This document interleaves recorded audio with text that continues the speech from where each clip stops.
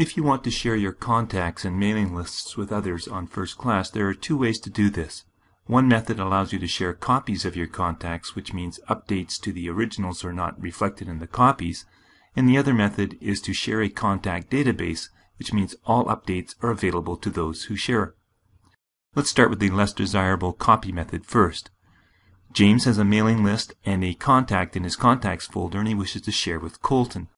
He simply creates and addresses a new message to Colton and drags and drops these contacts onto the message envelope and sends it to Colton. Colton opens the received message and drags and drops the attachments into his own contacts folder, and now these items are available to him when he addresses a new message.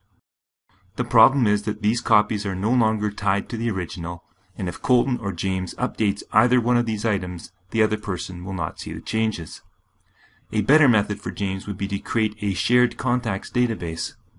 To do this, he opens his contacts folder and chooses New Contact Database and drags the two items into this shared folder.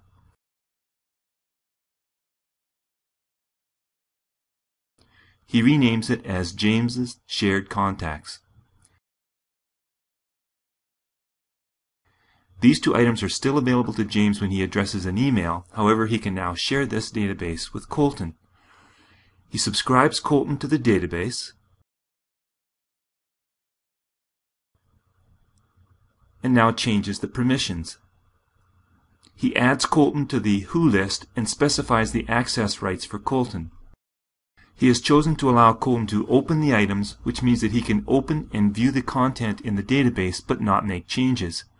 If he had chosen View List, he would not be able to open the items, and alternatively he could have made Colton a creator, which would mean that Colton would be able to modify the items as well.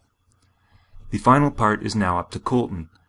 He logs in and drags the subscribed contact database into his own contacts folder, and now when he addresses a message, he has access to those items, but note, however, he cannot edit them.